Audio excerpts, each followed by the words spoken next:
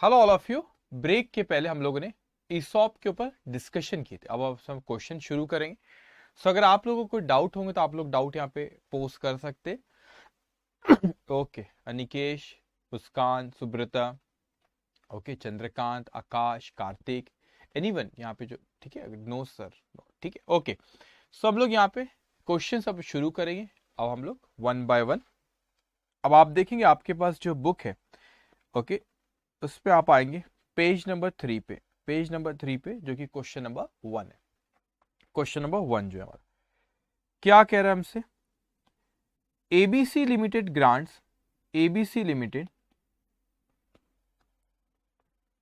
ABC limited grants 1000 employee stock option on 1st of April 2010 at rupees 40 when the market price is rupees 160। तो market में कीमत कितनी है उसकी? 160। हम लोग कितने में ऑफर कर रहे हैं? 40 में। तो market price is 160, exercise price is 40।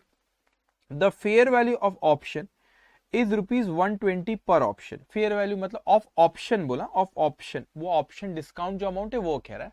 तो 160 रुपए का आपका मार्केट प्राइस है, 40 रुपीज की एक्सरसाइज प्राइस है, तो option discount that is rupees 120 पर option. The wasting option is 2.5 years. 2.5 साल का आपका वेस्टिंग पीरियड है। The maximum exercise period is 1 year. तो 2.5 साल बाद एक्सरसाइज पीरियड कितना दिया उसने? 1 ईयर का। 300 vested 300 unvested option lapse on 1st of May 2012. 600 options are exercised on 30 June 2013.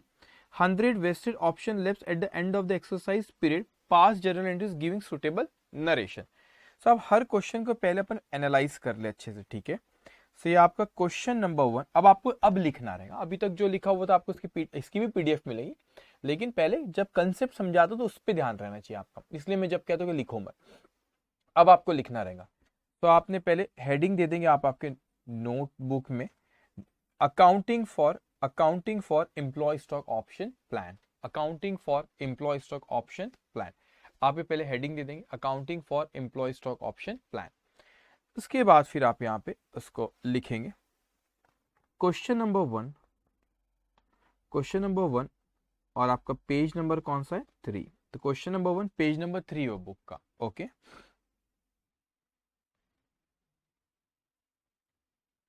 Okay, एक और चीज यहाँ पे, एक ना मेरे को टेबल बनाना रहेगा अपने, थोड़ा सा चैलेंजिंग रहेगा हर क्वेश्चन में ही। एक अपने को टेबल बनाना है कि एम्प्लॉय कंपनसेशन एक्सपेंस में लेके अमाउंट कितना जाना। तो पहले आप इस तरह लिख लो, journal entries in the books of,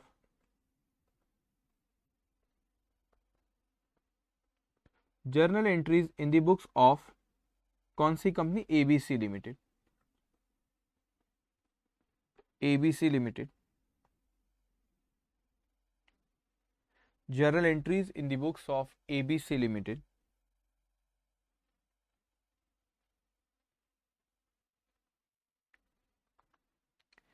इसको आप लोग ड्रॉ कर लोगे अराउंड 1 पेज। एक पेज से हो सकता है थोड़ा सा ज्यादा ही जगह लगे, एक पेज से थोड़ा ज्यादा स्पेस रखना है, अराउंड 1 पेज आप इसको ड्रॉ कर लेंगे।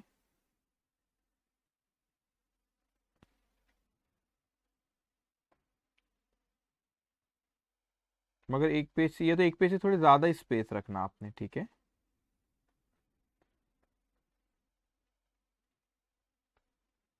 Just 1 minute.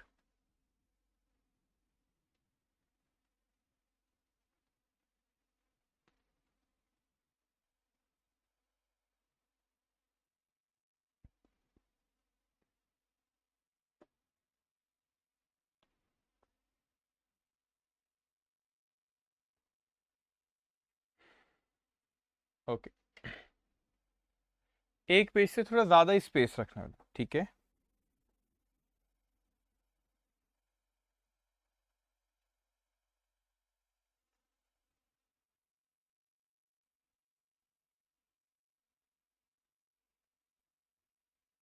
ओके, अब ध्यान से, अब आप मेरी बात सुनिए, इतना आपने लिख लिया बेटा। अब अच्छे से समझना इसको, जल्दबाजी कोई चीज की नहीं करेंगे। एक पेज से थोड़ा ज्यादा स्पेस रखना। अब ध्यान से मेरी बात सुनो बच्चों। मैंने कहा इस क्वेश्चन में उसने हमसे कहा, यहां पे इस क्वेश्चन में उसने अपने से कहा कि 1/4, स्क्रीन पे देख रहे हैं, जस्ट 1 मिनट, यस, 1/4/2010 को ये ग्रांड डेट है। ये कौन सी डेट है? ग्रांड डेट है। अब उसने क्या वेस्टिंग पीरियड कितना का क्वेश्चन में वेस्टिंग पीरियड जो उसने कहा आपसे, वेस्टिंग पीरियड था 2.5 ईयर। सो 2.5 ईयर अगर मैं लूँ यहाँ पे, तो पहला साल आपका खत्म होता है यहाँ पे 31 मार्च 2011। दूसरा साल आपका खत्म होता है यहाँ पे 31 मार्च 2012। और उसके बाद 6 महीने। क्यों 6 महीने के? 2.5 ईयर का वेस्टिंग पीरियड है, तो 2 साल होगा और 6 महीने उसके बाद ही, तो आएगा आपका 30 सितंबर 2012। तो ये हो गया आपका वेस्टिंग पीरियड। ये क्या हो गया आपका वेस्टिंग पीरियड। तो ग्रांड डेट पोस्ट अपने से का ये हो गया आपका वेस्टिंग पीरियड। सो ग्रांड डेट पोस्ट ने कहा कि मार्केट प्राइस कितनी है? मार्केट प्राइस थी आपकी 160। एक्सरसाइज प्राइस क्या है? एक्सरसाइज प्राइस जो है आपकी, वो है आपकी 40। सो डिस्काउंट, ऑप्शन डिस्काउंट कितना आ गया आपका? वो आ गया आपका 120। ओके 120। अब उसके बाद यहां पे उसने अपने से क्या कहा यहां पे ये जो है आपको उसने 1 साल का और समय दिया। 1 साल यहाँ पे खत्म हो रहा है 30 सितंबर 2013। ये रहा बेटा आपका एक्सरसाइज पीरियड। वो वेस्टिंग पीरियड था, ये क्या रहा आपका? ये रहा आपका एक्सरसाइज पीरियड। अब क्वेश्चन अच्छे से समझना बेटा, क्वेश्चन अच्छे से समझना। जब सबसे शुरुआत में कितने एम्प्लॉयज थे? 1000 एम्प्लॉयज थे, और यहाँ पे 1000 एम्प्लॉयज थे आपका। उसने फिर उसने क्वेश्चन हमसे कहा कि 600 ऑप्शन आर एक्सरसाइज, नहीं इसके पहले 300 unvested option left on 1 of May 20 okay 1 of May 2012। मतलब 1000 एम्प्लॉय यहाँ थे, तो पहले साल भी यहाँ पे कितने एम्प्लॉयज थे हमारे? ध्यान से आप देखते जाएंगे। पहले साल भी यहाँ पे कितने एम्प्लॉयज थे? 1000 एम्प्लॉयज थे। लेकिन वो कहता है यहाँ पे 1 मई 2012 की बात कर, 1 मई, मतलब यहाँ पर भी 1000 एम्प्लॉय ही थे। एक्सपेक्टेड ये था कि 1000 एम्प्लॉय पूरा वेस्टिंग पीरियड खत्म करेंगे। लेकिन यहाँ पे ऑन 1 को यहाँ पे अनवेस्टेड ऑप्शन लैप्स हुए कितने? 300। तो यहाँ पे 1 को 300 ऑप्शन लैप्स हुए, 300 अनवेस्टेड ऑप्शन, मतलब 300 एम्प्लॉय चले गए। 300 unvested option lapse. Unvested option lapse क्यों कह रहे हैं? क्योंकि वेस्टिंग पीरियड आपका खत्म होने का। तो 1 मई की ये बात है कि 300,000 में से 300 अनवेस्टेड ऑप्शन लैप्स हुए। तो एक्चुअल में आपके जब वेस्टिंग पीरियड खत्म हुआ तो 1000 में से 300 चले गए, तो वहां पे रहा कितना? 700। तो पहले साल 1000 थे, सेकेंड ईयर के एंड में भी 1000 थे, लेकिन थर्ड ईयर में जो 6 महीने वाला पीरियड है उसमें क्या कहा गया? उसमें वहां पे आपके 300 लोग छोड़ के चले गए। तो फिर कितने हुए बेटा यहाँ पे आपका जस्ट वन। ओके, तो कितने हुए आपके? यहाँ पर आपका 300 अनवेस्ट, और आप में 1000 में से फिर वो 300 क्या हो गया आपके? 300 फिर अनवेस्टेड ऑप्शन लेफ्ट हुए। तो एक्चुअल में जब वेस्टिंग पीरियड खत्म हुआ तो कितने रहे आपके? 700 रहे। ओके, अब उसमें हमसे आगे कहता है कि 600 ऑप्शन आर एक्सरसाइज ऑन 30 जून 2013। अब यहां में से इसमें से 700 में से 600 ऑप्शन एक्सरसाइज कर ली। तो यहां पे 600 ऑप्शंस एक्सरसाइज। अब ये जो एक्सरसाइज पीरियड था उसमें लोगों ने खरीदे, लेकिन यहां पे तो हमको ये उम्मीद थी कि कितने लोग लेंगे? 700। अब ये 700 लोगों ने वेस्टिंग पीरियड खत्म करे, लेकिन उसमें से कितने लोगों ने खरीदे? 700 में से सिर्फ कितने लोगों ने खरीदे? यहाँ पे 700 में सिर्फ 600 लोगों ने लिए। इसका मतलब उसने हमसे बोला भी कि 100 बज गए, तो 100 vested option left at the end of exercise period. यहाँ पे 100 वेस्टेड ऑप्शन क्यों कह रहे? क्योंकि वेस्टिंग पीरियड खत्म कर। 100 vested option lapse, 100 vested option क्या हो गए? लैप्स हो गए। तो ये कहानी हुई पूरी, ये आपको ड्रॉ करना है, ये आपको ड्रॉ करना है, ये कहानी हुई पूरे क्वेश्चन की। अब अपन ये टेबल के जरिए, अब इसके बाद अपने को टेबल जो है, जैसे मैंने आपको बताया था अभी ब्रेक के पहले, कि ये टेबल हमको ये बताता है, ये टेबल क्या बताता है? ये टेबल हमको ये बताता है कि हमको हर साल एम्प्लॉय कंपनसेशन एक्सपेंसेस कितना हमको P&L अकाउंट में लेकर जाना है। तो ये टेबल हम बनाएंगे 2.5 ईयर का, 1 साल और फिर 6 महीने का रहेगा, और फिर अपने को बताएंगे टेबल के एम्प्लॉय कंपनसेशन एक्सपेंस कितना प्रॉफिट एंड लॉस अकाउंट में लेके जाना रहेगा। ओके, तो इसके बाद इसके नीचे फिर आप लिखेंगे working note.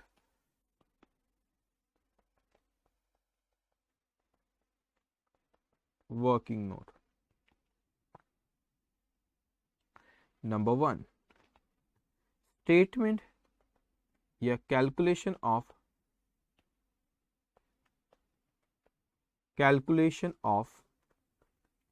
Employ compensation expenses,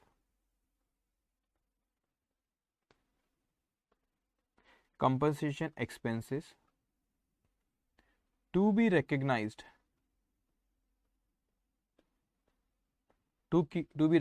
in at the end of each year, yeah, at the end of period, or you can say to be recognized in vesting period.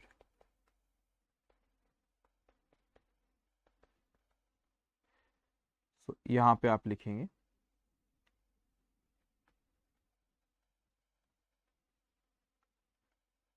इसको आप 7-8 लाइन का ड्रॉ कर लेना, और यहाँ पे अपने को 3 कॉलम अमाउंट के रखेंगे आप, 3 कॉलम अमाउंट के।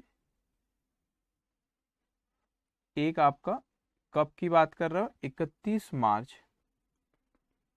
2011 को, 31 मार्च 2012 को, और उसके बाद 6 महीने बाद 30 सितंबर 2012, 30 सितंबर 2012, ओके, 30 सितंबर 2012, ओके।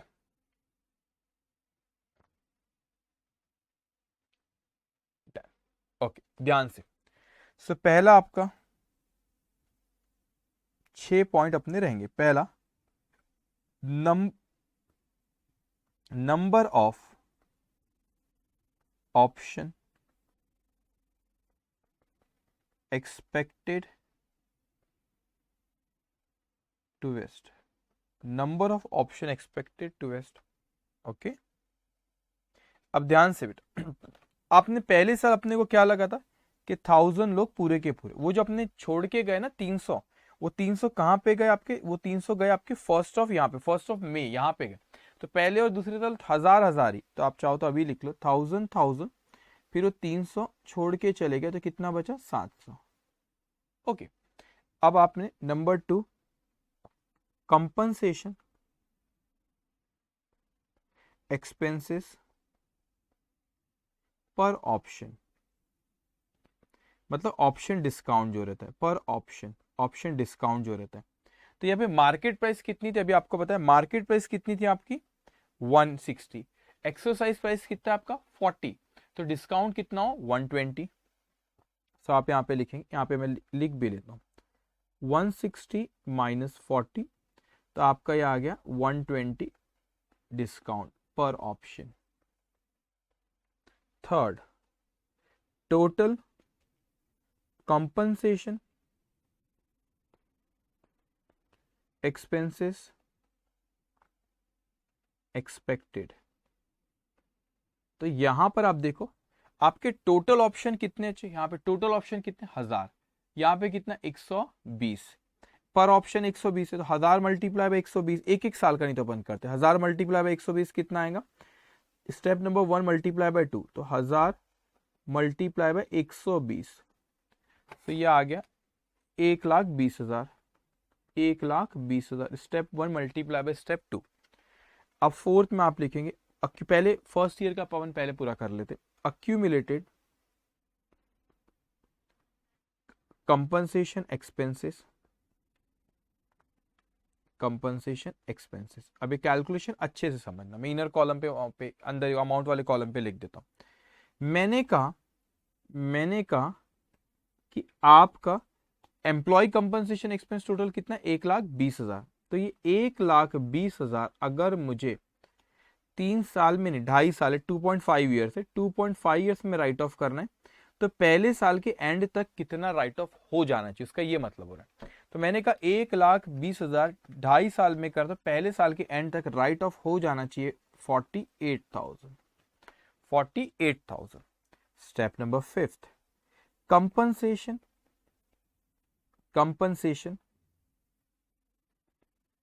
expenses recognized earlier, तो आपने पहले कोई रिकग्नाइज करे क्या उसको? रिकग्नाइज अपन ने पहले करे? अब नहीं करे, पहला ही साल है, तो इसलिए यहाँ पे अपने नील लिख देना। तो आपका यहाँ पे अमाउंट आ जाएगा बच्चों, यहाँ पे आपका अमाउंट आ जाता है, जो पॉइंट नंबर 6 रहता है, compensation expenses to be recognized for the year, to be recognized for the year, to be recognized for the year। तो ये एक्चुअल में कैलकुलेट कैसे करते हैं आप इसको? ये एक्चुअल में आपने कैलकुलेट कर step number 4 minus step number 5। सो यहाँ पे लिखेंगे आप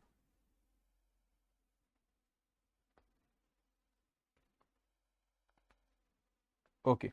सो स्टेप नंबर 4 में देखिए आपने एम्प्लॉय कंपनी, ये आपका अक्यूमुलेट पहले साल के आखिरी तक आपने कितना रिकग्नाइज कर देना चाहिए था बेटा?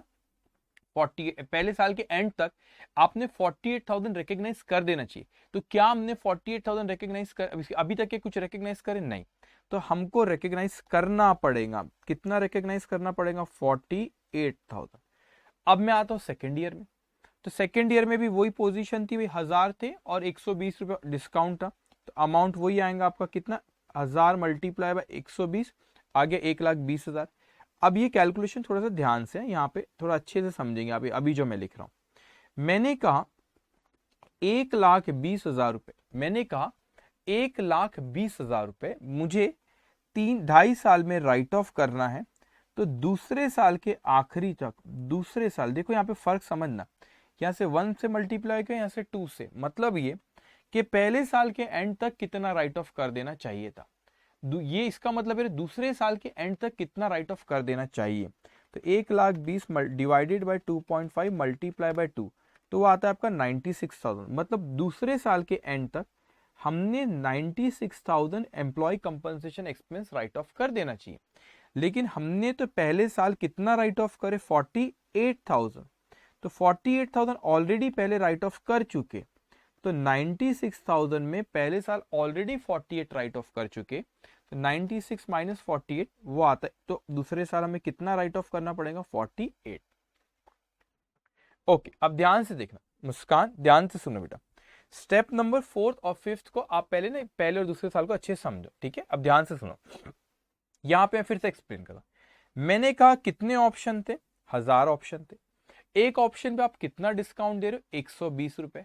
तो आपको टोटल कितना डिस्काउंट देना है? 1,20,000 रुपए। ये 1,20,000 कितने सालों में देना? ये 1,20,000 आपको 2.5 ईयर्स में।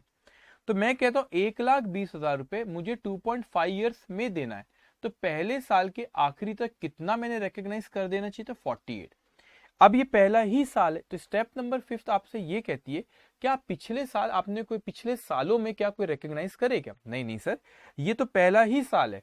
तो पिछले साल में, पिछले साल या उसके पहले के ये वाले ऑप्शन को हमने रिकॉग्नाइज करे क्या? नहीं, इसीलिए यहाँ पे 0 लिखा। तो 48,000 पहले साल के एंड तक रिकॉग्नाइज हो जाना चाहिए। 48,000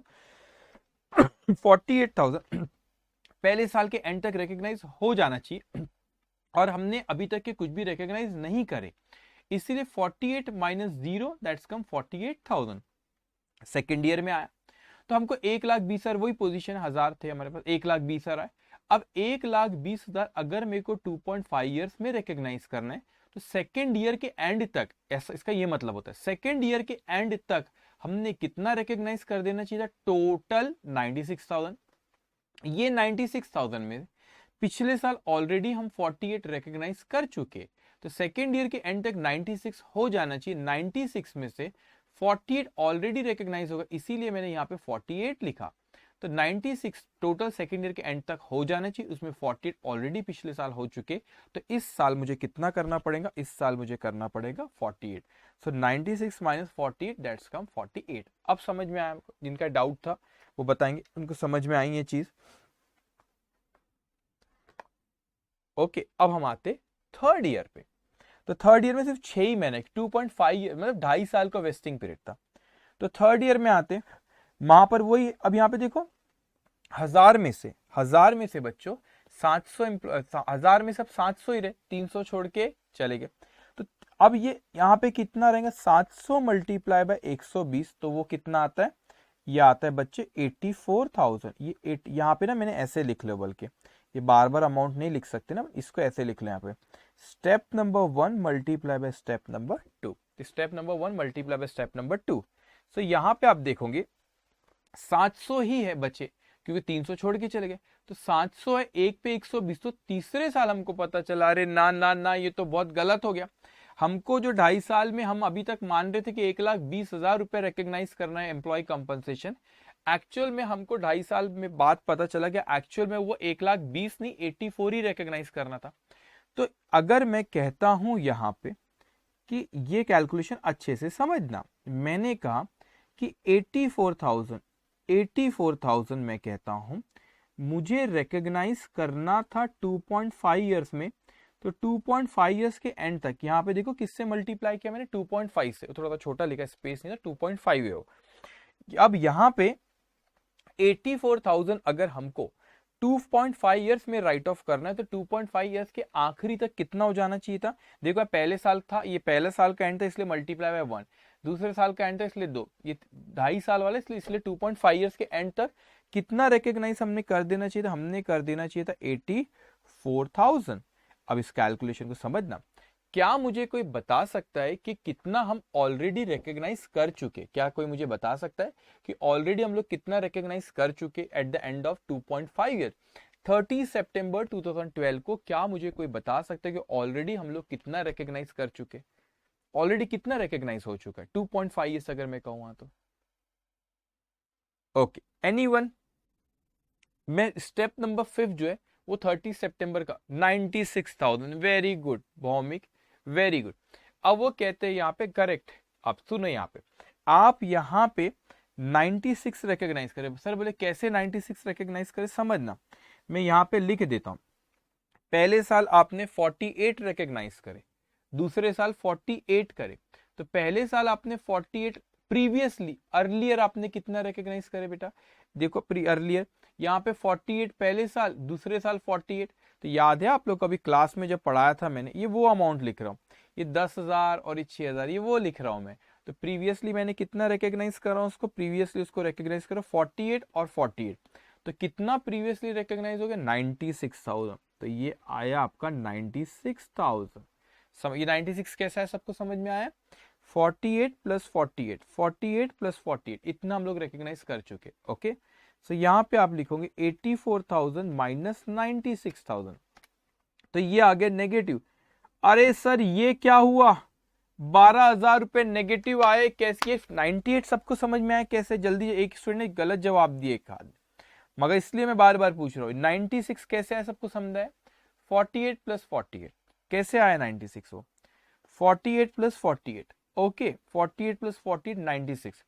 तो सर मेरे को 96 मैंने ऑलरेडी रिकॉग्नाइज कर दिया 2 साल में, 48 और 48 96, लेकिन मेरे को थर्ड ईयर जब आया तो 2.5 साल जब खत्म है, तो जब मेरे को पता चला कि एक्चुअल में 96 रिकॉग्नाइज नहीं करना था, मुझे रिकॉग्नाइज 84 ही करना था, तो मैंने तो ज्यादा रिकॉग्नाइज कर दिया, तो 12,000 रुपए से अपने को रिवर्स करना पड़ेगा। कैसे करेंगे मैं आपको समझाऊंगा, लेकिन ये अमाउंट सबको समझ में आई, 48 48 और वो नेगेटिव आया आपका 48 48 96 होता है, -12 इट विल कम टू 84, तो ये देखो 84 है यहाँ पे।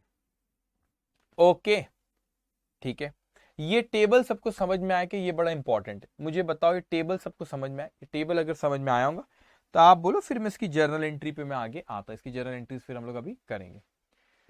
Okay, Sanika, Akash, Muskan, Bhaumik, okay Anikesh, okay okay okay, सबको समझ में आया, डन।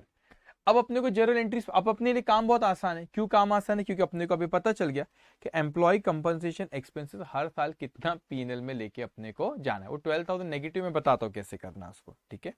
अब आप लिखो यहाँ पे,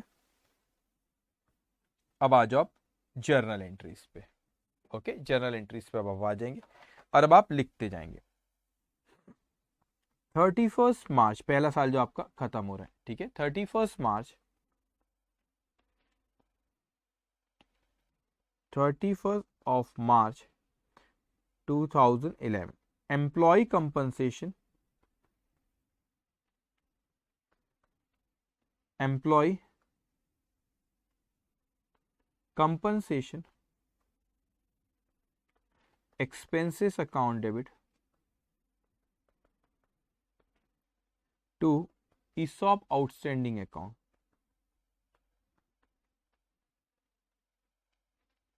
ESOP outstanding account. ये अमाउंट कहाँ से लाया अपन ने? वर्किंग नोट नंबर 1 से 48,000. 48 being compensation expenses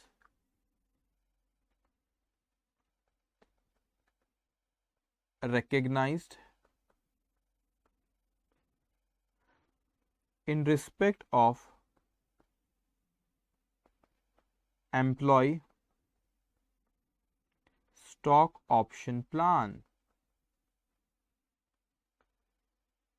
Okay, in respect of employee stock option plan.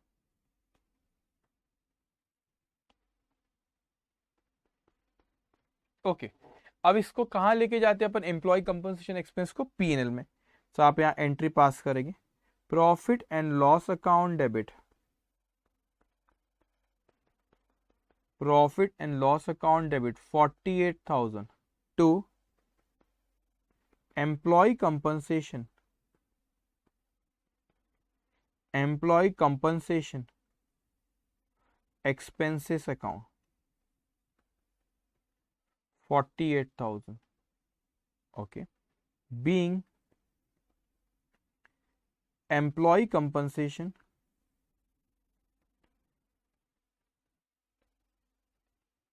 expenses transferred to profit and loss account. Profit and loss account. अब आप खुद सोचो बेटा, एम्प्लॉय कंपनसेशन एक्सपेंस की एंट्री की. एम्प्लॉय कंपनसेशन एक्सपेंस को आपने पहले यहाँ पे डेबिट किए थे. ये देखो, एम्प्लॉय कंपनसेशन एक्सपेंस को आपने क्या किए थे? यहाँ पे डेबिट करे और उसको आपने पीएनएल अकाउंट में क्या कर दी? ट्रांसफर कर दी. तो एम्प्लॉय कंपनसेशन को पहले डेबिट करे, फिर एम्प्लॉय कंपनसेशन को क्या करे? क्रेडिट, क्योंकि आपने ट्रांसफर करे पीएनएल में. ईसॉप आउटस्टैंडिंग में बैलेंस बढ़ अभी 48 है, फिर नेक्स्ट ईयर और बढ़ेगा. ठीक है, इतना लिखे आपने. ओके, इतना लिखे. उसके बाद नेक्स्ट ईयर के एंड में 30. ओके, यहाँ एंट्रीज इतनी आएंगी कि मैं थोड़ी कम जगह ले. ठीक है, 31 मार्च 2012 employ compensation expenses account debit. ये फिगर आपने लाया वर्किंग नोट नंबर 2 से 48,000 to ESOP outstanding account to ESOP outstanding account 48,000 being compensation expenses recognized in respect of the employee stock option.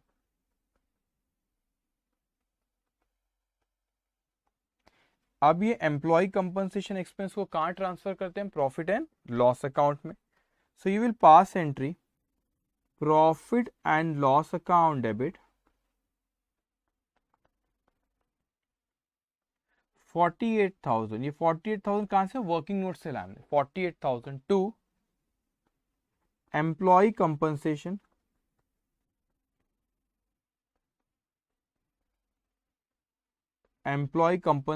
expenses account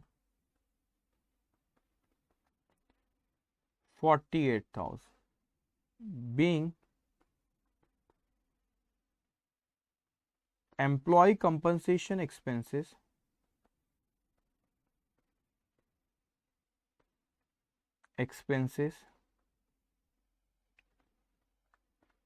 transferred to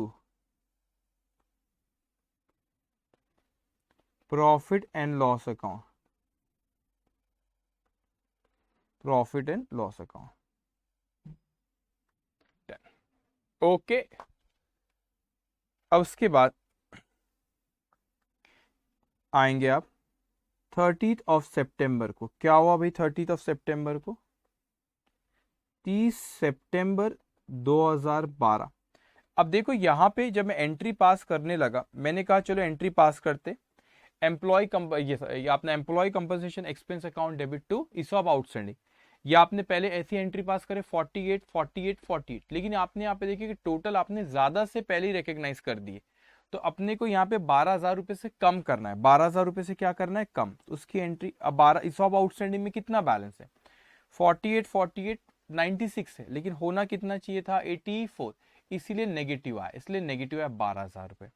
तो आप ESOP outstanding को आप यहाँ पे आप एंट्री उसमें से कैंसिल करेंगे, आप लिखोगे ईसॉप आउटस्टैंडिंग को आप जब बढ़ा रहे थे तो आप क्रेडिट कर रहे थे, और जब आप डिक्रीज करें तो उसको क्या करें डेबिट। मैं आपको अकाउंट बना के भी रफली बता दो, आप वहां पे पहले लिखो इतना ईसॉप आउटस्टैंडिंग अकाउंट डेबिट,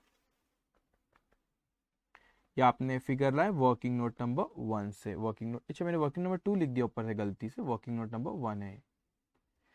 तो ईसॉप आउटस्टैंडिंग अकाउंट डेबिट कितना 12,000, इसको आप ट्रांसफर कर देते जनरल रिजर्व अकाउंट पे। अब समझना इस चीज को अच्छे से, 12,000 पहले नरेशन लिख लो फिर एक्सप्लेन करता हूं। Being excess of employee compensation, being excess of employee compensation expenses transferred to general reserve, transfer to general reserve account. Okay, अब ध्यान से आप मेरी बात सुनेंगे बच्चों, अब ध्यान से आप मेरी रफ समझाने के लिए मैं कह रहा हूं। देखो अगर मैं कहता हूं ये मैंने ईसॉप आउटस्टैंडिंग अकाउंट बनाया, ये मेरा ईसॉप आउटस्टैंडिंग अकाउंट है, तो पहली एंट्री में आपने देखी जब अपन ईसॉप आउटस्टैंडिंग पहले 48,000 से क्रेडिट करे, फिर आपने 48,000 से क्रेडिट करे, और अभी 12,000 रुपए से आपने ट्रांसफर उसको कैंसिल करे। क्यों कैंसिल करे, क्योंकि उसमें टोटल 84 रहा था, अपना 96 हो गया। तो यहाँ पे 12,000 रुपए का आपने कहाँ ट्रांसफर कर दी, ये 12,000 रुपए का आपने ट्रांसफर कर दी जनरल रिजर्व में। तो यहाँ पे बैलेंस कितना आ रहा है 48 प्लस 48 96 माइनस 12, तो देखो बराबर ये 84,000 का इसमें बैलेंस रखा हुआ है। कितने का बैलेंस रखा हुआ है 84,000 का। ओके, अब इसमें और कुछ सिखाऊंगा, अभी तक आपको सारी चीज समझ में आई तो आप मुझको बोलेंगे, फिर और आगे के एंट्रीज में कहता हूं। सबको ये समझ में आया कैलकुलेशन, सबको ये कैलकुलेशन समझ में आया बच्चों?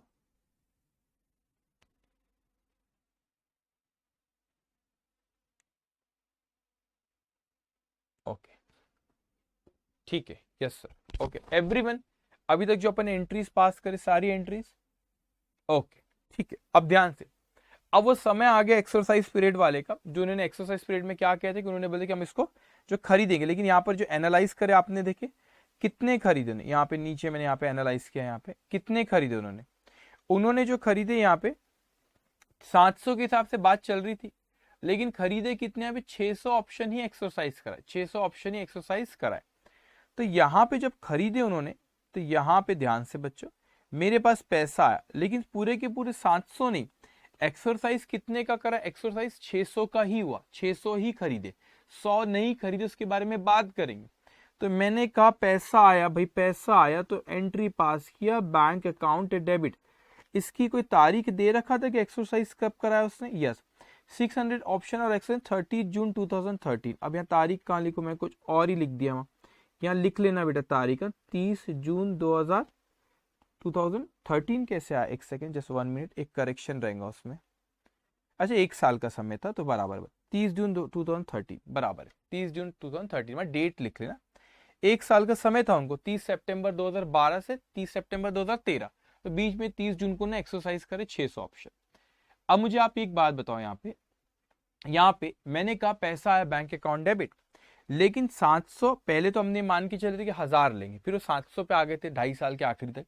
अब वो 700 में से कितनों ने लिए, सिर्फ 700 में से 600 ने लिए, तो मैंने एंट्री पास किया 600 मल्टीप्लाई बाय कितना पैसा आने वाला था, ध्यान से देखो यहाँ पे मार्केट प्राइस कितनी थी बच्चों, मार्केट प्राइस कितनी थी उसकी 160 रुपए सर, लेकिन हमने एक्सरसाइज कितने में ऑफर किए थे, जरा स्क्रीन पे अच्छे से देखो, नीचे लिखा हुआ है यहाँ पे 160 रुपए था, 160 रुपए, लेकिन कितने में बोला गया था, कितने में ऑफर कर, एक्सरसाइज प्राइस का मतलब क्या होता है, इसे ऑफर प्राइस भी कहते हैं, इसे क्या कहते हैं, ऑफर प्राइस भी कहते हैं।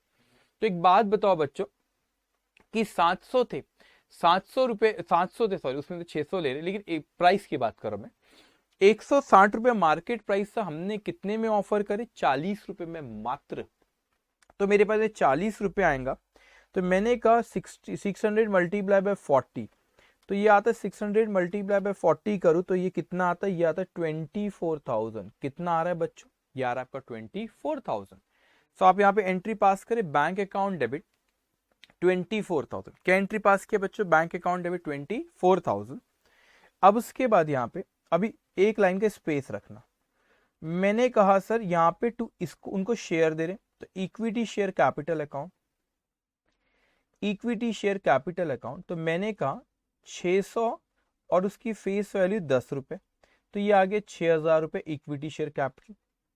अब यहां पे बच्चों मार्केट प्राइस है 160 रुपए, मार्केट प्राइस कितनी 160 रुपए, फेस वैल्यू शेयर्स की कितनी 10 रुपए, तो 150 सिक्योरिटी प्रीमियम में जाएगा। 150 कहां जाएगा बच्चों, सिक्योरिटी प्रीमियम में। तो यहां पे आप लिखोगे securities premium account, securities premium account 600 multiply by 150, तो ये कितना आ रहा है आपका, ये 600 मल्टीप्लाई बाय 150 90,000 आना चाहिए, यस 90,000। अब आप बोलेंगे सर यहां पर आपने डेबिट किए 40 से, स्क्रीन पे देखो, क्रेडिट करे 10 और 150, 160 से क्रेडिट, तो डेबिट करे आपने 40 से, क्रेडिट करे 160 से, तो डेबिट तो 120 से शॉर्ट जा रहा है, वो 120 कहां एडजस्ट होगा, वो क्या हम, मेरे को सपोज मैंने आपको जो शेयर दिया उसकी मार्केट में कीमत 160 रुपए, मैंने आपको दिया 40 रुपए में, तो 160 रुपए आपने मेरे को लाइबिलिटी जो आपको मुझे आपसे 160 लेना था, आपने किस फॉर्म में दी, 40 रुपए कैश में दिए, और बचे हुए 120 रुपए जो है ऐसा नहीं फ्री में दे दिए। उसके बदले में मैंने आपको बोला था 2.5 साल मेरे साथ कंपनी में रहो, तो आपने भी मेरे को सर्विसेज दी, तो हमने एम्प्लॉय कंपनसेशन एक्सपेंसेस अकाउंट को डेबिट करे थे और ईसॉप आउटस्टैंडिंग क्रेडिट करे थे। अब वही ईसॉप आउटस्टैंडिंग को इस वक्त क्या करते हैं, एडजस्ट करते, तो आप यहां पे लिखोगे ESOP outstanding account debit, ESOP outstanding account debit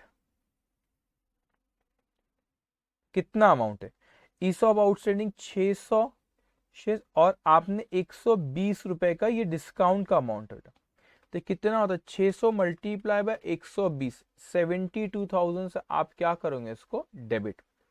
so being 600 employee, 600 employee, stock option exercised at exercise price of ₹40 each।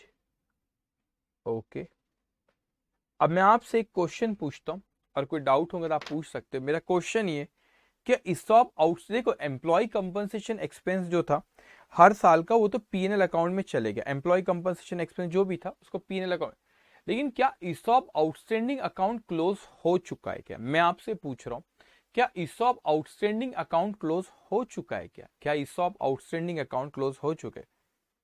Okay, ये 90,000 रुपए कैसे आया, देखो बेटा यहाँ पे अब ध्यान से समझेंगे आप। अब यहां पे आपके बैंक में देखो, यहां पे ध्यान से देखो, 600 शेयर्स 40 रुपए एक ऑप्शन पे, तो पैसा है 600 multiply by 40 24,000।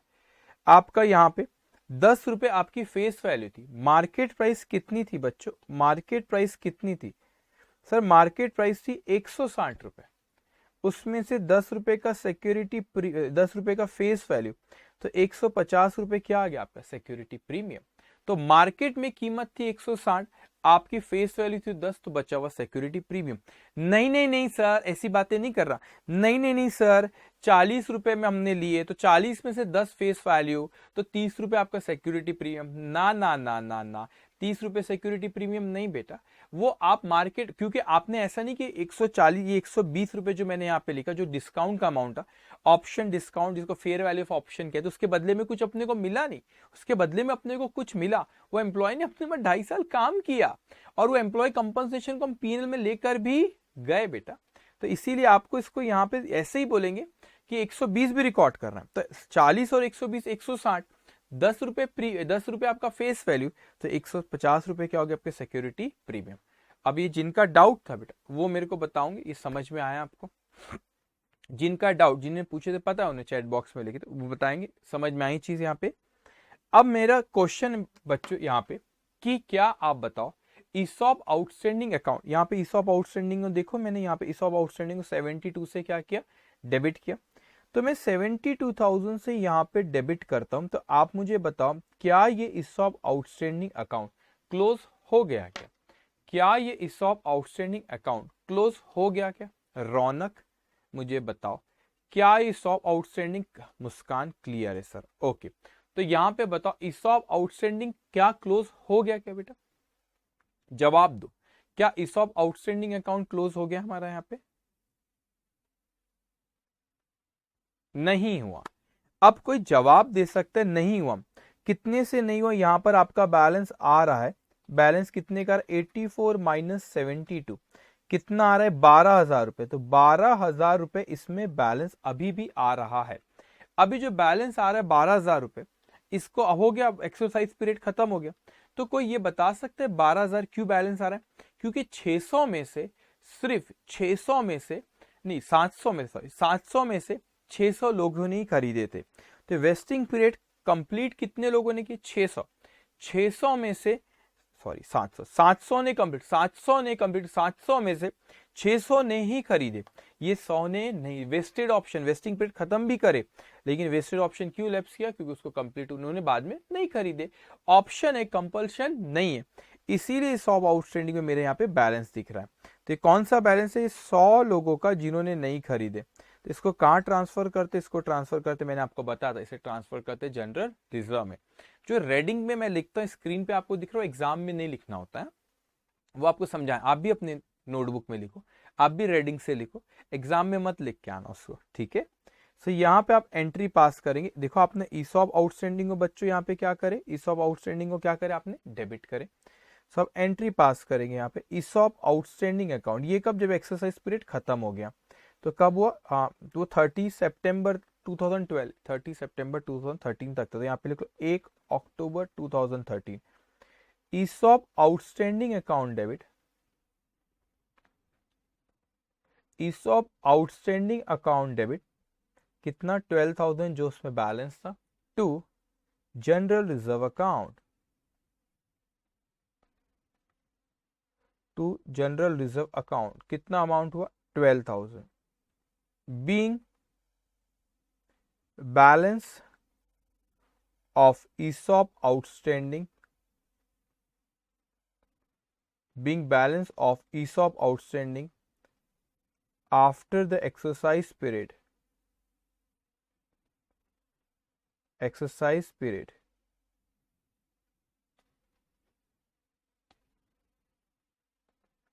transferred to general reserve account, transfer to general reserve account. Okay, सबको ये समझ में आया? तो यहां पे हमारा क्वेश्चन नंबर 1 कंप्लीट होता है। तो आप बताएंगे क्वेश्चन नंबर 1 सबको समझ में आया बच्चों? क्वेश्चन नंबर 1 सबको समझ में आया? क्वेश्चन नंबर 1,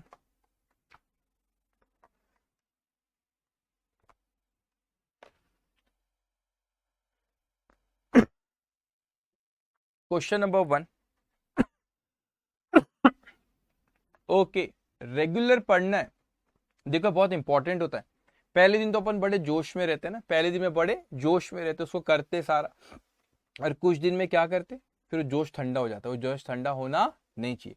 सो रेगुलर आप एकदम क्लास में रहेंगे और रेगुलर वो चीज़ों को क्या करेंगे बच्चों, यहाँ पे आपको समझना है। रेगुलर होमवर्क जो दूंगा, हो सकता है पहला दिन आज ना दूं, लेकिन जब भी आपको होमवर्क दिया जाएगा वो आपको प्रॉपर करना रहेगा, ठीक है। सो अब हम लोग आते हैं नेक्स्ट क्वेश्चन पे, जो कि question number 2। Question number 2, P Limited granted option for 8,000 equity shares of nominal value of rupees 10 on 1st of October 2010 at rupees 80 when the market price is rupees 170। देखो ये 10 रुपए ना नॉमिनल वैल्यू का मतलब होता है फेस वैल्यू, वो 10 रुपए फेस वैल्यू, ठीक है।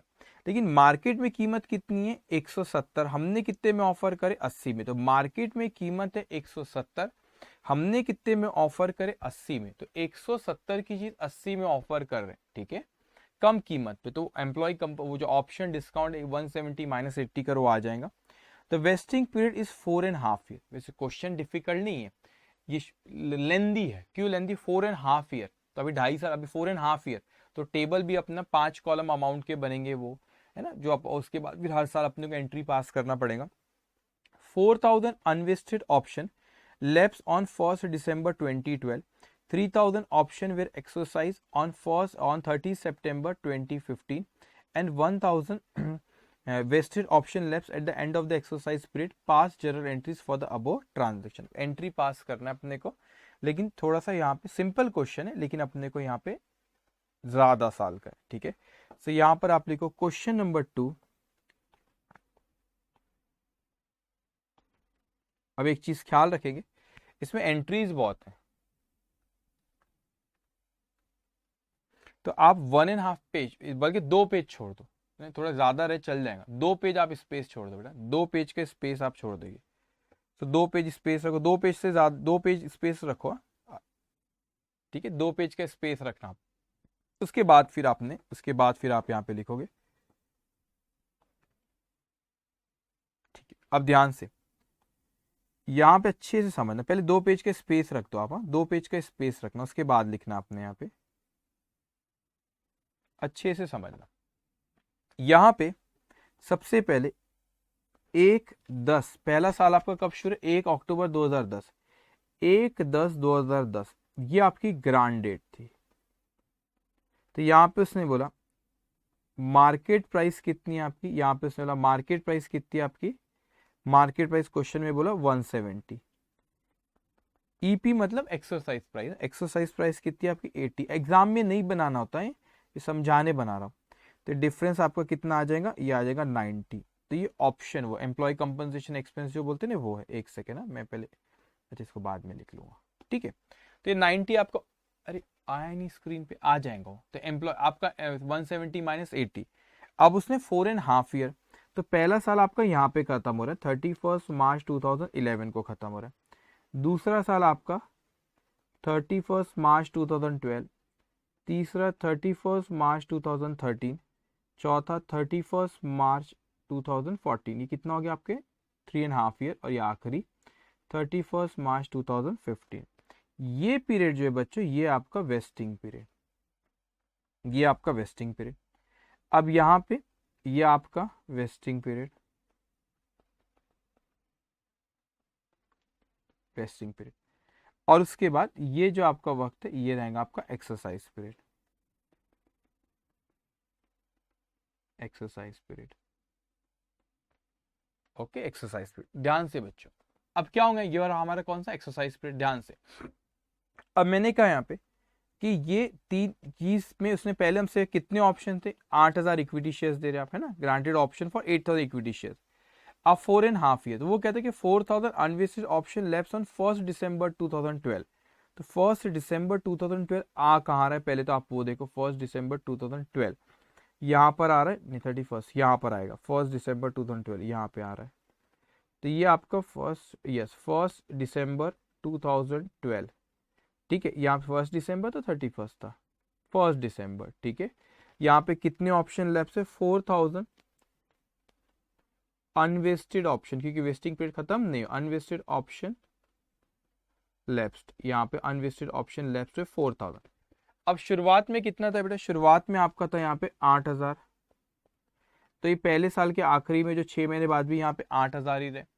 फिर यहाँ पर भी 8,000 ही रहे, लेकिन क्या हुआ बेटा, आपका बीच में फिर आपके 4,000 चले गए, तो यहाँ पर कितना रहा, फिर यहाँ पर 8 में से 4 गए तो 4 बचे 4, और यहाँ पर भी 4 ही रहे। लेकिन वेस्टिंग पीरियड में एक्चुअल में कितनों ने एक्सरसाइज करा, सॉरी एक्सरसाइज पीरियड में कितनों ने एक्सरसाइज करा, not vesting period, exercise period में कितनों ने एक्सरसाइज करा, 3,000 ने ही खरीदे, और 1,000 लैप्स हो गए 30 सितंबर 2015। तो यहाँ पे 30 सितंबर 2015 को यहाँ पे 3,000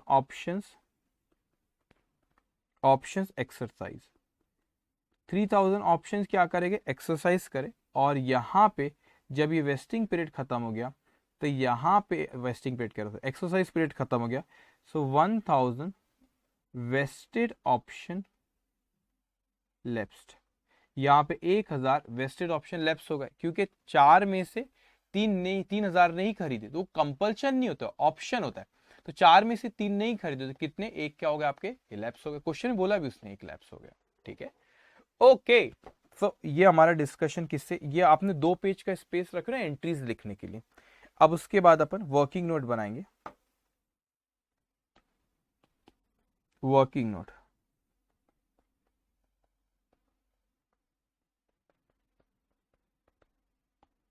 working note number 1, calculation of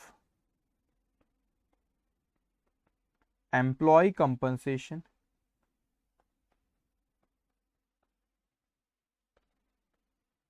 expenses to be recognized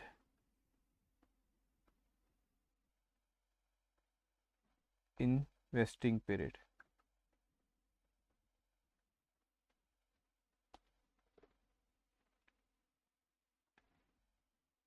थोड़ा सा कॉलम ध्यान से, क्योंकि ज़्यादा कॉलम बनेंगे यहाँ पे, तो यहाँ पे आपको सीरियल नंबर 1 आ जाता है, एक पर्टिकुलर्स का, यहाँ पे थोड़ा ध्यान से 5 कॉलम बनाऊंगा मैं।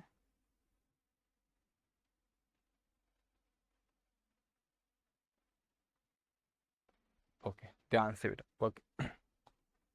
सो पहला साल आपका यहाँ पे जो 6 महीने बाद खत्म, 31 1 अक्टूबर से शुरू, तो 31 मार्च 2011, 31 मार्च 2012, 31 मार्च 2013, 31 मार्च 2014, 31 मार्च 2015।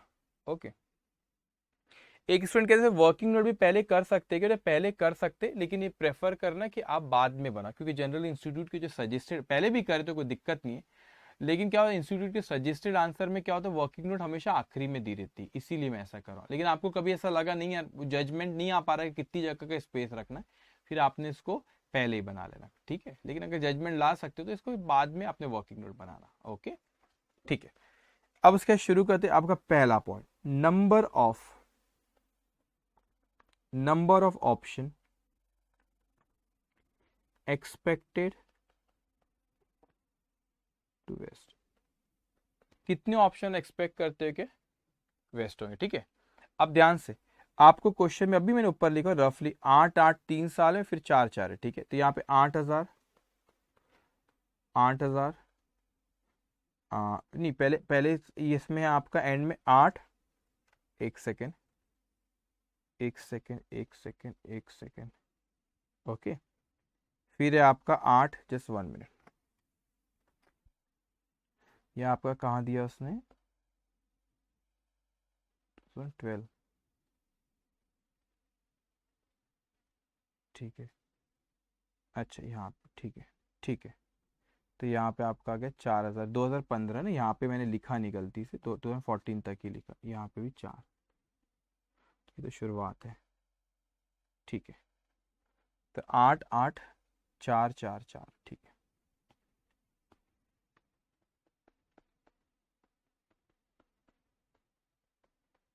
Okay, second, compensation expenses, compensation expenses पर ऑप्शन, तो कैसे निकालते, market price minus exercise price, वो कितना है आपका 170 माइनस 80, वो है आपका 90।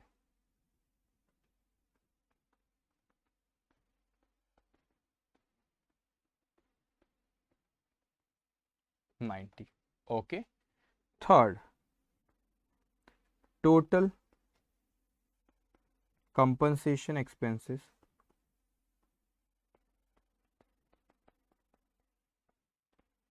ठीक है। Step number 1 multiply by 2, 8000 multiply by 90, 7 lakh, एक एक साल का करते, 7,20,000।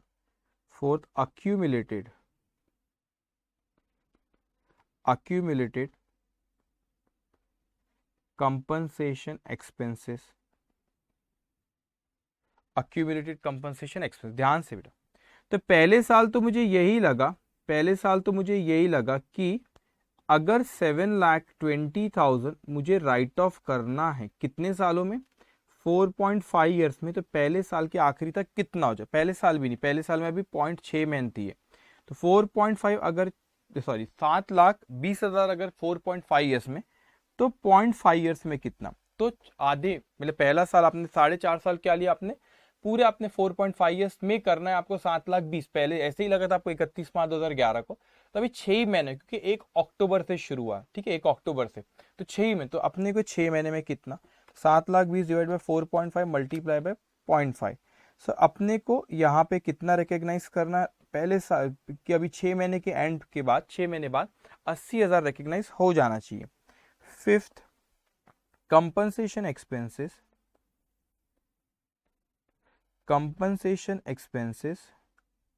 recognized earlier, तो अभी तो पहला ही साल है, तो अपन ने पहले कोई रिकॉग्नाइज करे क्या, नहीं, तो इसलिए वहां पे कितना आएगा 0। so 6 पॉइंट, compensation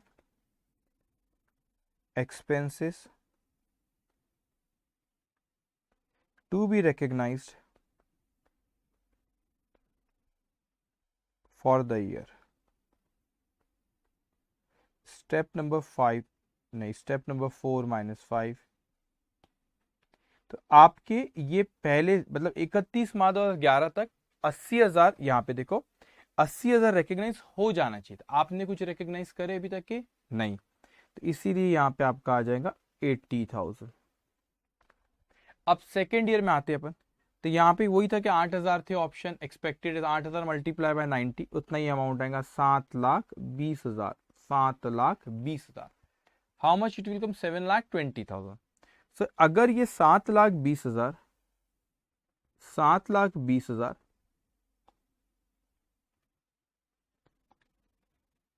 7,20,000 4.5 ईयर्स में, तो 1.5 तक कितना हो जाना, ये कैलकुलेशन इंपॉर्टेंट होता है, 4.5 ईयर में तो 1.5 तक कितना हो जाना चाहिए, 7,20,000 डिवाइडेड बाय 4.5 मल्टीप्लाई बाय 1.5, तो 1.5 ईयर्स तक 2,40,000 हो जाना चाहिए।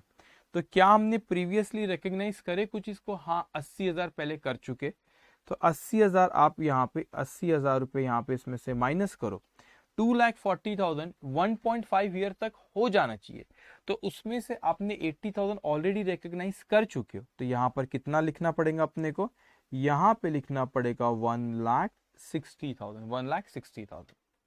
अब हम थर्ड ईयर में आए, तो यहाँ पे 4,000 ही रहे, क्योंकि 4,000 अनवेस्टेड ऑप्शन लैप्स हो गए, तो यहाँ पे 4,000 मल्टीप्लाई बाय 90 करो, तो ये आता है आपका 3,60,000, ये कितना अमाउंट आ रहा है आपका 3,60,000।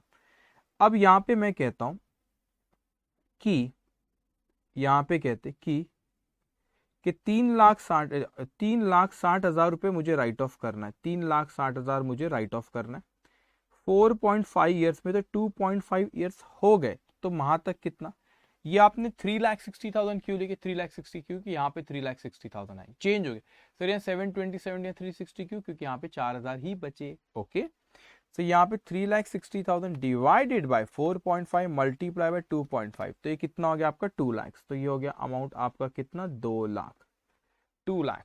ओके, तो यहाँ पे 3,60,000 में से 3,60,000 में से 3,60,000 में से 2.5 साल के एंड तक आपका कितना हो जाए 2 लाख। लेकिन हमने तो प्रीवियसली ज्यादा ही रिकॉग्नाइज कर दिए, 80,000 और 1,60,000, तो 2,40,000। मेरे को पहले तो ये बताओ कि ये जो 2,40,000 रुपए लिखा, वो 2,40,000 कैसे आया, आपको समझ में आया? ये 2,40,000 रुपीज कैसे आया बच्चों? ये 2,40,000 रुपीज कैसे आया, कोई बता सकता है? ये 2,40,000 कैसे आया कि 3,60,000 थे हमारे कंपनसेशन एक्सपेंसेस, हमको 4.5 ईयर्स में राइट ऑफ करना है। अब 3,60,000 रुपए अगर हमको 4.5 ईयर्स में रिकॉग्नाइज करना है और 2.5 साल हो गए, तो अपने को 3,60,000 अगर 4.5 में, तो 2.5 में कितना, दैट्स कम 2 लाख। लेकिन 2 लाख कर देना चाहिए 2.5 साल के एंड तक। लेकिन पिछले सालों में अपन 80 और 160 240 ऑलरेडी रिकॉग्नाइज कर चुके, तो अपन ने ज्यादा रिकॉग्नाइज कर चुके, इसीलिए यहाँ पर कितना आएगा आपका, इसीलिए आपका यहाँ पर आएगा वो 40,000, इसीलिए यहाँ पे कितना आएगा आपका 40,000। ओके, अब आती है अपन नेक्स्ट, यहाँ पे नेगेटिव आया इसलिए negative 2,000, 2 lakh minus 2,40,000 that's 40। Accounting entry कैसे करें मैं बताऊंगा। अब मैं आता हूँ फोर्थ इस पे, तो यहाँ पे 4,000 मल्टीप्लाई बाय 90, वो आपका आएगा 3,60,000। तो यहाँ पे अगर अपन बात करें बच्चों, तो यहाँ पे क्या चीज होंगे आपका कि 3,60,000 मुझे राइट ऑफ करना है 4.5 ईयर्स में, तो 3.5 ईयर्स तक कितना हो जाना चाहिए, 3,60 डिवाइड बाय 4.5 मल्टीप्लाई बाय 3.5, तो आता है 2,80,000। सो 2,80,000 मैंने 3.5 ईयर्स के एंड में रेट। ओके, हम लोग को 3.5 ईयर्स में 2,80,000 हम लोग को क्या करना है बेटा, हमको रिकॉग्नाइज करना चाहिए, इतने तक कर दें। अब जरा सोच समझ के, तो अपन ने ऑलरेडी कितना रिकॉग्नाइज कर, ये पिछले वाले को ऐड करते जाना बस। देखो यहाँ पे, यहाँ 80 लिखे ना, पिछला वाला 80, यहाँ 240 लिखे तो इसको ऐड करना, 80 प्लस 160 240 आया। अब यहाँ पे क्या लिखना, 80, यहाँ पे देखो स्क्रीन पे 80 प्लस 160 240 माइनस 40, तो यहाँ पर आपको कितना लिखना पड़ेगा, यहाँ पर आपको लिखना पड़ेगा 2 लाख, यहाँ पे कितना लिखना पड़ेगा 2 लाख। वेरी गुड, तो 280 में से 2 लाख रिकॉग्नाइज कर दिए, तो यहाँ पे कितना करना पड़ेगा हमको 80,000। सबको समझ, ये अमाउंट सबको समझ में आ रहा है ना कैसे कैलकुलेट हो रहा है ये वाला अमाउंट, प्रीवियसली रिकॉग्नाइज, इसमें गड़बड़ नहीं करना। ओके करेक्ट, ठीक है, इसमें गड़बड़ नहीं करना। अब वहां पे आप देखो लास्ट ईयर 4,000 मल्टीप्लाई बाय 90, ये आता है आपका 3,60,000, 3,60,000। अब 3,60,000, अब यहाँ पे हम आते कि 3,60,000 मुझे राइट ऑफ करना है 4.5 ईयर्स में, 4.5 हो गए, तो 4.5 तक कितना हो जाना चाहिए, तो 3,60,000। तो प्रीवियसली रिकॉग्नाइज कितना करें, 80,000 प्लस 160 240 माइनस 42 प्लस 80, तो ये आ गया आपका 2,80,000। ये कितना आ गया आपका 2,80,000। तो 360 में से 280 रिकॉग्नाइज कर चुके, तो इस साल कितने से रिकॉग्नाइज करना पड़ेगा हम लोगों को, 80,000 से रिकॉग्नाइज करना पड़ेगा। समझ में आई चीज आपको? टेबल, पूरा का टेबल, ये टेबल बहुत इंपॉर्टेंट है, पूरा का पूरा टेबल आप लोग को अच्छे से समझ में आए तो आप वो बताएंगे मुझे।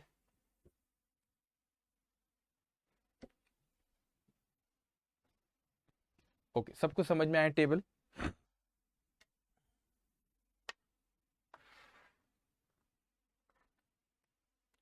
ये टेबल ही मेन होता है। अब एंट्रीज कुछ नहीं रहती, एंट्रीज से जल्दी जल्दी अपन लिख लेंगे बच्चों। ये टेबल सबको समझ में आया, ये इंपॉर्टेंट होता है टेबल। हाँ सर, आकाश, भौमिक, ठीक है, बाकी सारे स्टूडेंट्स? Yes sir. ओके, ये टेबल सबसे इंपॉर्टेंट होता है। ये टेबल एक बार बन गया, उसके बाद जर्नल एंट्रीज में कोई दम नहीं है, वो जल्दी से हो जाएंगी। यस सर, ठीक है। तो आज थोड़ा पहला दिन है, हैवी ना हो, वैसे मैं अभी कराऊंगा एंट्री, अब 2 बजे तक क्लास रहेंगी आप लोग की डेली, तो अभी भी हमारे पास कुछ समय है, तो एंट्रीज हम आगे की अभी इसकी एंट्रीज भी कर लेते, ठीक है। देखो ग्रुप 2 में अपने को सारी चीज एकदम डिसिप्लिन के साथ करना है, क्योंकि पढ़ना है कम है, थोड़ा समय थोड़ा सा कम मिलता है ग्रुप 1 से ग्रुप 2 में, लेकिन चीज़ें कोई कॉम्प्रोमाइज़ नहीं करेंगे, ठीक है। तो हर चीज़ बहुत अच्छे से अपने को यहाँ पे समझना है, और बिल्कुल टाइम 10:30, मतलब 10:30 को मैं क्लास शुरू करूँगा, 2 बजे खत्म होगी क्लास आपकी, ठीक है। 2 4 5 मिनट कभी आगे शुरू तो 10:30 को ही होंगी, उसमें 1 मिनट भी आके पीछे नहीं हो, हाँ, 2 बजे कभी 2 4 5 मिनट आगे पीछे हो सकता है। ठीक है, अब आ जाओ इसकी जर्नल एंट्रीज पे।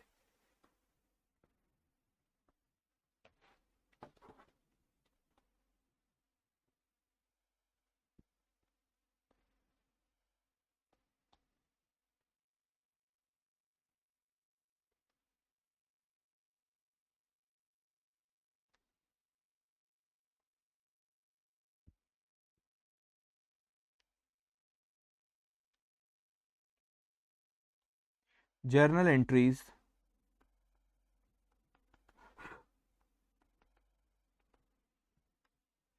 इन the books of,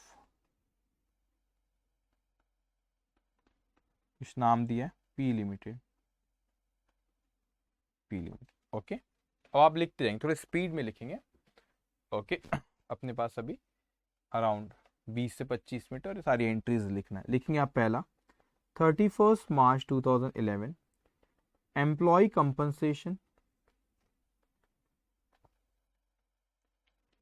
employee compensation expense account debit,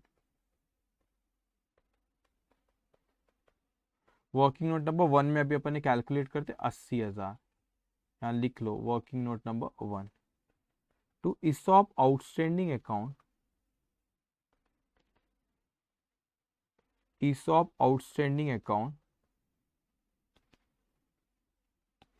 80,000, being compensation expenses for 6 months recognized।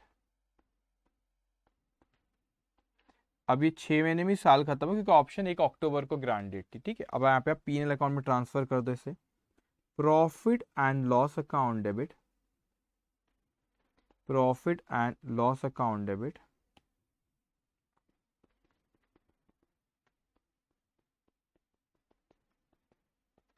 $80,000 to employee compensation expense account,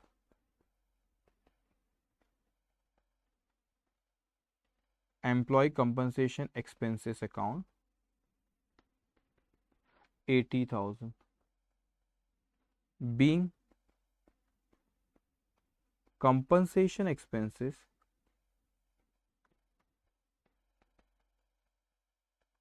transferred to profit and loss account। Okay, अब आपने सेकेंड ईयर, ये अपने कुछ नहीं है टेबल से बस वो, एक second, just 1 minute.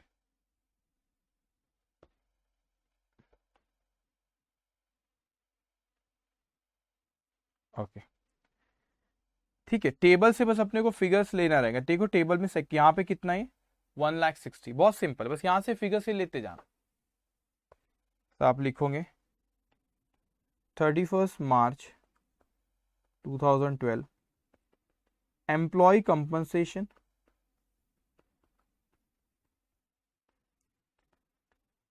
Expense account debit 1,60,000, ये फिगर कहां से लाए, वर्किंग नोट नंबर 1 से, 1,60,000 to ESOP outstanding account, to ESOP outstanding account 1,60,000, 1,60,000 लिखिए आप।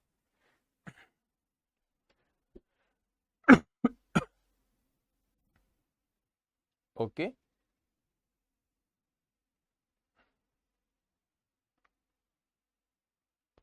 ठीक है,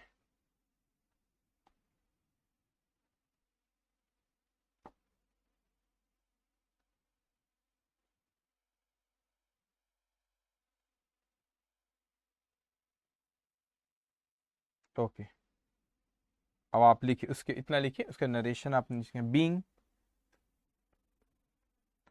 एम्प्लॉय कंपनसेशन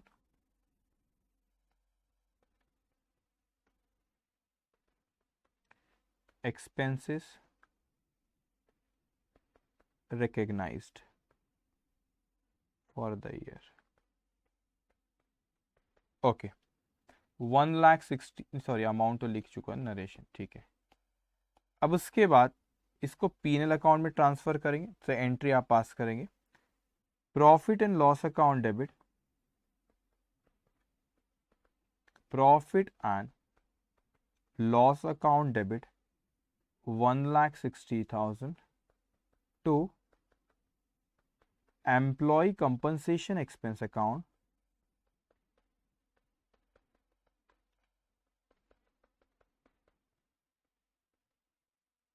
अकाउंट 1,60,000, इसको आपने पीएन में ट्रांसफर कर दिए। Okay being employee compensation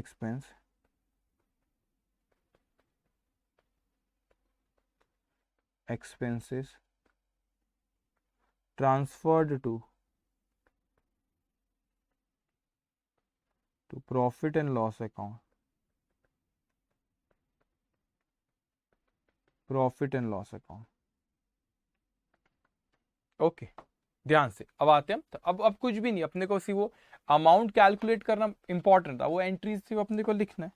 next year 31 मार्च 2013। अब यहाँ पे ध्यान से, अगर अपन थर्ड ईयर में जाओगे तो आपने देखे वहां पे ये नेगेटिव आ रहा है, आपने ज्यादा रिकॉग्नाइज कर दी, तो ईसॉप आउटस्टैंडिंग में ज्यादा हो गया, तो उसको अपन कैंसिल करते, तो यहाँ पे एंट्री पास होती है आपकी ESOP outstanding account debit, ESOP outstanding account debit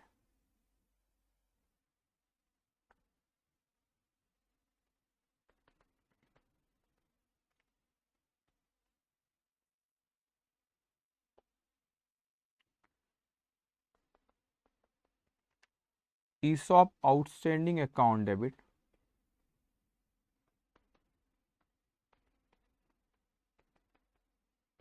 account debit 40,000 to general reserve account, ये फिगर ला आपने वर्किंग नोट नंबर 1 से 40,000 being excess ESOP outstanding transferred to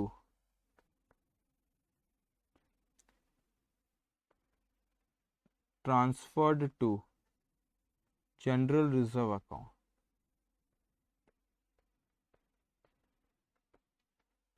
okay इसको पीएनएल में वो ऑलरेडी जनरल रिजर्व में कर दिए ना, तो एम्प्लॉय कंपनसेशन एक्सपेंस क्रिएट ही नहीं हुआ क्योंकि अपने ज्यादा रिकॉग्नाइज कर दिए थे।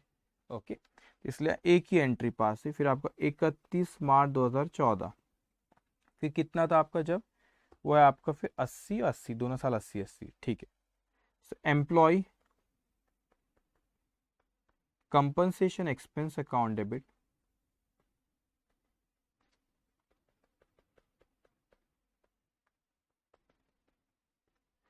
$80,000 to ESOP outstanding account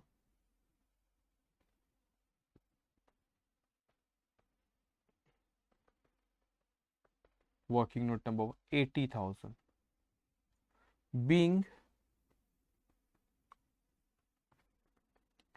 employee compensation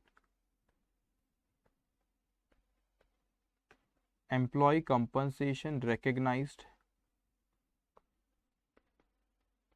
being employee compensation expenses recognized।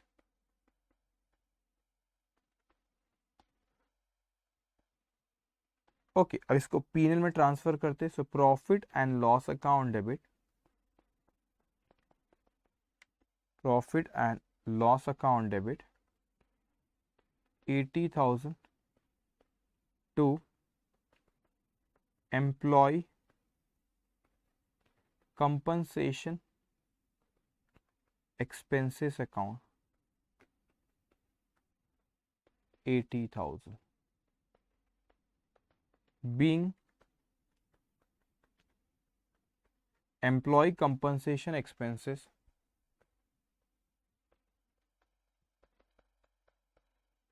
expenses transferred to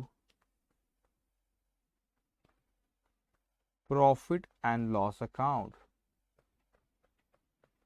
तो उसे कहां ट्रांसफर कर दी, P&L अकाउंट में ट्रांसफर कर दिया, एम्प्लॉय कंपनसेशन। तो एक बार वो निकालना, टेबल बनाना इंपॉर्टेंट है। एक बार टेबल सही बना ली तो उसके बाद कुछ नहीं, फिर सिर्फ हमको जर्नल एंट्रीज पास करना रहेगा। ओके, अब उसके बाद नेक्स्ट ईयर जो था आपका, आखिरी जो था आपका SC 31 मार्च 2015। ठीक है, इधर भी 80,000 ही, लास्ट ईयर भी आप employee compensation expenses account debit, working note number 1 में अपन ने कैलकुलेट करे 80,000 to ESOP outstanding account 80,000 being employee compensation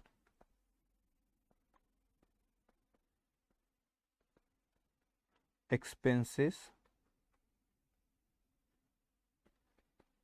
recognised. और इसके बैलेंस को हम कहां ट्रांसफर करते हैं, एम्प्लॉय कंपनसेशन P&L अकाउंट में। So profit and loss account debit 80,000 to employee compensation expenses account 80,000 being employee compensation expenses transferred to profit and loss account। Okay, अब पांचों साल हमने जो 4.5 ईयर जो थे उसकी एंट्रीज पास कर ली। So employee compensation expense, ESOP outstanding, सारी एंट्री टेबल बने तो उसके हिसाब से हमने एंट्रीज पास कर ली। अब यहाँ पे उसने 30 सितंबर 2015 को, वो जो एक साल का एक्सरसाइज पीरियड था उसमें 30 सितंबर 2015 को ने एक्सरसाइज करे ऑप्शन को। सो यहाँ पे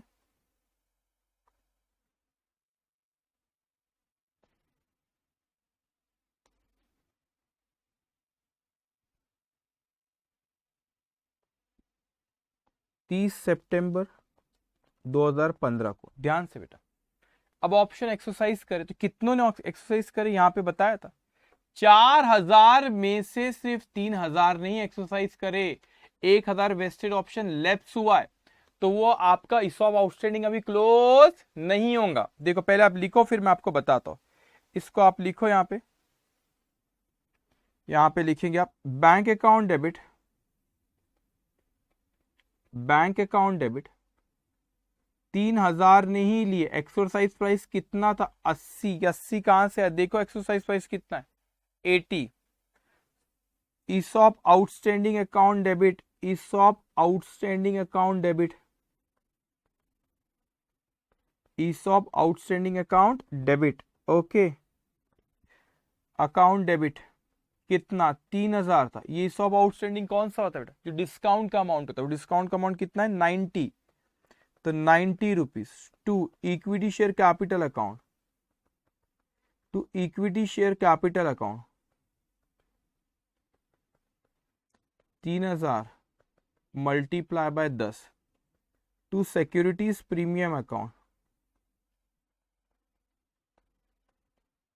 to securities premium account 3,000 multiply by rupees कितना आएगा आपका, कोई बता सकता है। Security premium 80 plus 9, market price कितनी थी 170, उसमें 10 रुपए फेस वैल्यू, तो ये कितना आएगा आपका 160। ये कैसे है 160, समझा है ना आपको। आपकी जो 170 मार्केट प्राइस था उसमें से 10 फेस वैल्यू, तो सिक्योरिटी प्रीमियम में कितना आएगा 160। अब लिखो इसको 3,000 multiply bye 80, 2,40,000। 3,000 multiply by 90, 2,70,000। 3,000 multiply by 10, ये कितना है आपका 30,000। और 3000 मल्टीप्लाई बाय 160, ये आपका 4,80,000 being 3000 employee stock option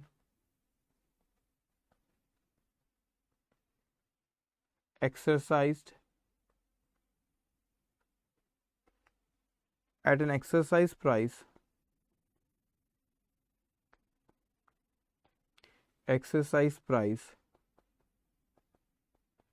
of rupees 80 each of rupees 80 each। अब मैं आपसे पूछता हूं, मुझे आप जल्दी से बताओ कि ईसॉप आउटस्टैंडिंग अकाउंट का बैलेंस खत्म हो गया कि उसमें कुछ बैलेंस बचा है? जल्दी से जवाब देंगे। ईसॉप आउटस्टैंडिंग में क्या कुछ बैलेंस बचा हुआ है कि क्लोज हो गया ईसॉप आउटस्टैंडिंग? जवाब दो। ईसॉप आउटस्टैंडिंग का क्या हुआ है? क्लोज हो गया? नहीं सर। अभी आप खुद सोचो ना, आप खुद सोचो कि 4000 में से, हाँ वेरी गुड आकाश, वेरी गुड बेटा, 4000 में से 3000 ने एक्सरसाइज करे, मतलब 1000 ने नहीं करे, तो 1000 मल्टीप्लाई बाय ऑप्शन, वो डिस्काउंट के अमाउंट से अपन उसमें लिखते, तो डिस्काउंट का अमाउंट 90 है, 90 मल्टीप्लाई बाय 1000 करो, 90,000। तो यहाँ अगर आप ईसॉप आउटस्टैंडिंग अकाउंट बनाओगे ना, तो उसका बैलेंस देखना आप कितना आएगा, 90,000 ही बैलेंस आएगा ईसॉप आउटस्टैंडिंग। अगर मैं बनाऊं तो 90,000 ही बैलेंस आएगा। देखेंगे आप यहाँ पे, पहले आपने उसको क्रेडिट करे, कितने से क्रेडिट करे? 80, फिर आपने उसको फिर कितने से? 160, तो 80 फिर 160, फिर आपने यहाँ पे डेबिट करे उसको 40, ठीक है, फिर यहाँ पे क्रेडिट करे 80, और उसके बाद यहाँ पे फिर से क्रेडिट करे आपने 80, और फिर आपने यहाँ पे अभी डेबिट करे 270। रुको मेरे को याद है, मैं लिखता हूँ। तो मैंने लिखा यहाँ पे सर, ये 80 से पहले क्रेडिट करे, फिर आपने 160 से क्रेडिट करे, फिर डेबिट करे 40 से, फिर आपने क्रेडिट करे 80 से, और फिर क्रेडिट करे 80 से, और फिर यहाँ डेबिट करे 270 से। तो आप यहाँ बैलेंस निकालो, जरा आप खुद निकालो। ये बैलेंस आएगा 90,000 रुपए, ये बैलेंस आया बच्चों। और ये बैलेंस कैसे आया? मैं कहता हूं सर, 1000 वेस्टेड ऑप्शन लेफ्ट हुए नहीं लिए, वो ऑप्शन था, कंपल्शन नहीं था। तो मल्टीप्लाई बाय और डिस्काउंट था 90, तो 1000 मल्टीप्लाई बाय 90, दैट्स कम 90,000। आ रहा है नहीं आ रहा है? बोलो, सबको समझ में आया? Yes sir, okay. अब वो मैच क्यों नहीं हुआ समझे? क्योंकि वेस्टेड ऑप्शन क्या हो गया यहाँ पे? लेफ्ट, उन्होंने खरीदे नहीं, ऑप्शन है, कंपल्शन नहीं है। सो यहाँ पर आप लिखोगे, अब आप यहाँ पे एंट्री लिखोगे अच्छा देखो आपने क्या करे, ईसॉप आउटस्टैंडिंग अकाउंट रफली बनाए, इसको आपने डेबिट करे, ईसॉप आउटस्टैंडिंग को क्या करे आपने यहाँ पे? डेबिट करे। सो आप यहाँ पे लिखोगे ESOP outstanding account debit, ESOP outstanding account debit 90,000, 1000 multiply by 90 rupees था, 90,000 टू जनरल रिजर्व अकाउंट, उसे ट्रांसफर कर देते जनरल रिजर्व में, general reserve account 90,000 being ESOP outstanding account transfer to general reserve account on lapse of 1000 wasted option after the space नहीं, थोड़ा सा ध्यान से, exercise period, after the exercise period। Okay, सबको समझ में आया बच्चों? सबको अच्छे से समझ में आई चीज? आप बताएंगे जल्दी। इतना सबको समझ में आया? ओह चलिए, वो चार्ज पे नहीं था और आईपैड की चार्जिंग खत्म। अच्छा, सही वक्त पे, वो 2 मिनट पहले भी होता तो गड़बड़ हो जाती। ठीक है, मैं चार्ज पे लगा देता हूँ वैसे। लेकिन सबको समझ में आया बच्चों? सबको समझ में आया? कोई डाउट था आज जो हम लोगों ने क्वेश्चन करे इसमें? Any doubt? ठीक है, एनी डाउट? सारी चीजें समझ में? मैं आपको रिवाइज कराने वाला, तो आईपैड बंद हो गया, ध्यान नहीं था मेरा, चार्ज पे नहीं लगाया था मैंने। ठीक है, सो सबको समझ में आई चीज अच्छे से? क्या चीज पढ़े हमने? एम्प्लॉय स्टॉक ऑप्शन प्लान, क्या क्या चीजें थे। What is granted period? Grant period वो होता है कि जिस तारीख को ऑप्शन आपने ऑफर दिए। वेस्टिंग पीरियड होता है, वेस्टिंग पीरियड में हम कहते हैं कि जो एम्प्लॉयज रहते तो उनको कहते हैं कि इस वक्त में आप इस कंपनी में रहेंगे, मगर उसके साथ कोई और ऑप्शन, उसके साथ और कोई क्राइटेरिया भी डाल सकते हैं, परफॉर्मेंस क्राइटेरिया, वो हम कल देखेंगे, कल के क्वेश्चन में आएगा। और फिर एक्सरसाइज पीरियड में उनको बोलते हैं खरीदना चाहते, अगर वो खरीदना चाहे तो खरीदे, अगर नहीं खरीदना चाहे तो वो नहीं खरीदे। लेकिन जो एम्प्लॉय कंपनसेशन एक्सपेंस होता है, जो टोटल एम्प्लॉय कंपनसेशन एक्सपेंस क्या होता है, जो ऑप्शन डिस्काउंट होता है, तो market price minus offer price option discount, उसको हमको एसएलएम बेसिस पे जितनी भी उसकी लाइफ होती है वेस्टिंग पीरियड में, हमको उसको क्या करना पड़ता है, उसमें रिकग्नाइज करना पड़ता है प्रॉफिट एंड लॉस अकाउंट। वही सबसे इंपॉर्टेंट पार्ट है। तो उसको हम रिकग्नाइज कैसे करें, उसके लिए हम एक टेबल बनाते और उस टेबल के कैलकुलेशन से हम निकालते कि हमको कितने अमाउंट से उसको रिकग्नाइज करना रहेगा। एक बार वो टेबल बन गया तो उसके बाद वो बहुत सिंपल है। आज आप लोग को फर्स्ट डे, इसलिए मैं कोई क्वेश्चन प्रैक्टिस क्वेश्चन नहीं दे रहा हूं, कल आपको प्रैक्टिस क्वेश्चन के होमवर्क मिलना शुरू हो जाएंगे। आज आपको जो पढ़ाया आपकी रिस्पॉन्सिबिलिटी कि कल आप एक बार, अभी पीडीएफ इसकी शेयर हो जाएंगी थोड़ी 10-15 मिनट में आपको, और वो आपकी जिम्मेदारी कि कल आप लोग वो चीज क्या करोगे, पढ़ के खाओगे। जो आज क्लास में सिर्फ उसको एक बार आपको देखना है, कल हम लोग आगे के क्वेश्चंस करेंगे और आपको कल से होमवर्क मिलना भी शुरू हो जाएगा। सो आज का सेशन यहाँ पे खत्म होता है। Take care, bye bye.